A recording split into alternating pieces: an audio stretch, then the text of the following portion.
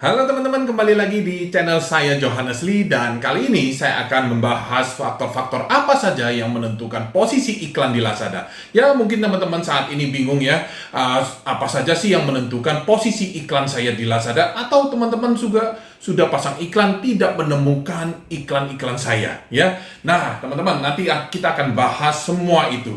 Tapi sebelum saya mulai, saya ajak teman-teman untuk klik subscribe dulu ya dan nyalakan loncengnya supaya saya tambah semangat untuk sharing-sharing ilmu kepada teman-teman semua. Oke, langsung aja kita bahas faktor-faktor apa saja yang menentukan posisi iklan di Lazada.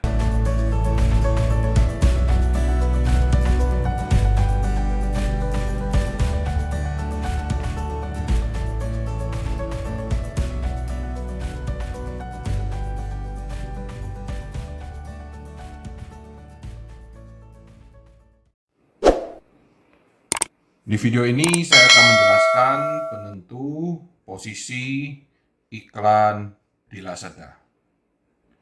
Oke, dah. Yang menentukan posisi iklan di Lazada ini adalah berdasarkan skor atau ya nilai ya. Jadi berdasarkan skor atau nilai. Nah, di sini saya akan menjelaskan secara simpel atau semudah mungkin buat teman-teman ya memahami bagaimana algoritma iklan ini bekerja ya. Jadi yang pertama itu ada yang namanya di Lazada ini ada yang namanya algoritma ya, algoritma. Nah, atau kita sebut sebagai sistem AI ya. AI ini adalah artificial intelligence atau bahasa mudanya yaitu robot ya, robot aja, lebih simpel.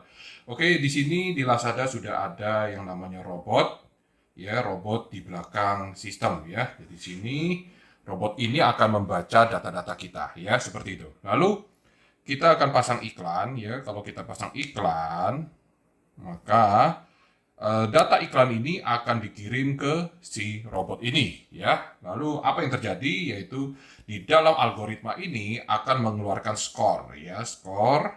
Lalu ya skor ini yang akan menentukan posisi iklan kita. Oke. Nah, posisi iklan kita. Oke.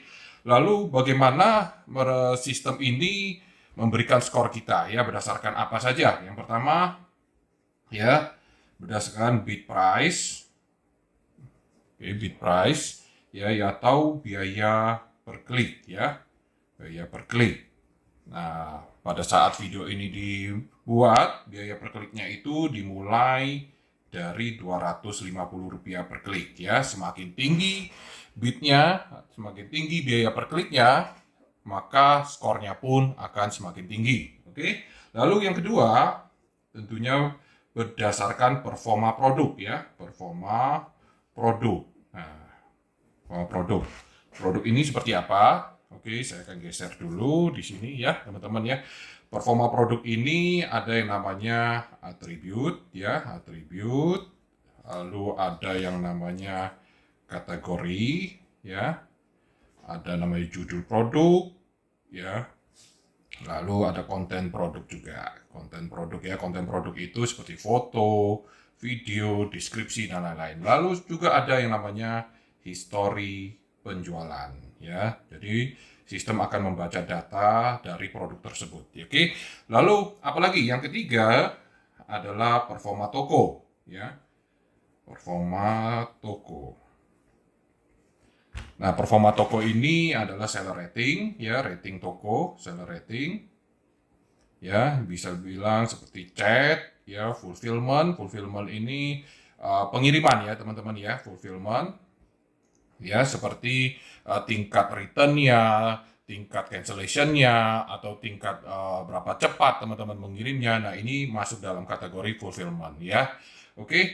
Nah, 3 poin ini yang akan menentukan skornya teman-teman ya, 3 poin ini. Nah, kalau teman-teman bisa membuatnya bidnya tinggi, maka akan mendapat skor tinggi. Performa produknya bagus, maka akan dapat skor yang tinggi. Begitu juga dengan performa toko yang bagus juga akan mendapatkan skor yang tinggi. Nah, kalau kita lihat di sini ada yang bisa kita lakukan adalah Kalau untuk performa toko, kita karena ini berhubungan dengan seller rating ya, toko rating kita ya, maka kita bisa maksimalkan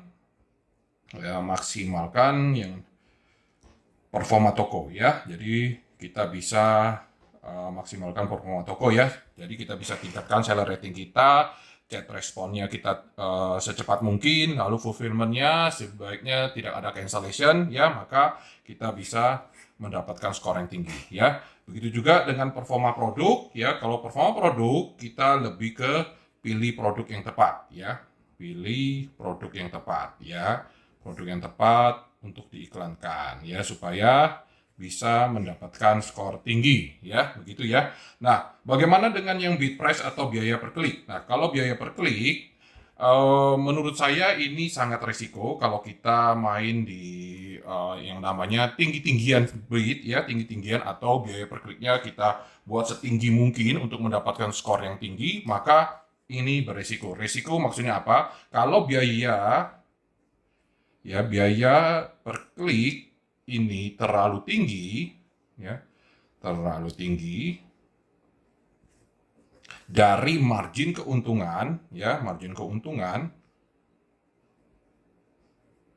ya, maka di sini bisa kita bilang boncos ya, alias rugi. Nah ya, jadi teman-teman pastikan kalau kita men-setting biaya per kliknya ini ya, pastikan ini biaya per kliknya sesuai dengan margin keuntungannya teman-teman. Jangan sampai biaya per kliknya terlalu tinggi dan tidak sesuai dengan margin keuntungannya, maka teman-teman bisa boncos ya. Jadi teman-teman pastikan dulu, hitung dulu berapa margin keuntungannya, lalu disesuaikan aja biaya per kliknya. Oke. Jadi teman-teman, itu aja dari saya. Ini adalah algoritmanya iklan di Lazada atau yang menentukan posisi iklannya di Lazada ya. Jadi ada bid price, performa produk, performa toko ya. Jadi teman-teman bisa memilih produk yang tepat, maksimalkan performa toko, lalu pasang bid yang sesuai dengan margin keuntungannya teman-teman. Oke, itu aja dari saya. Semoga apa yang saya sampaikan di sini bermanfaat untuk teman-teman dan dapat membantu teman-teman untuk memasang iklan di Lazada. Oke, itu aja dari saya. Salam sukses, selamat berjualan.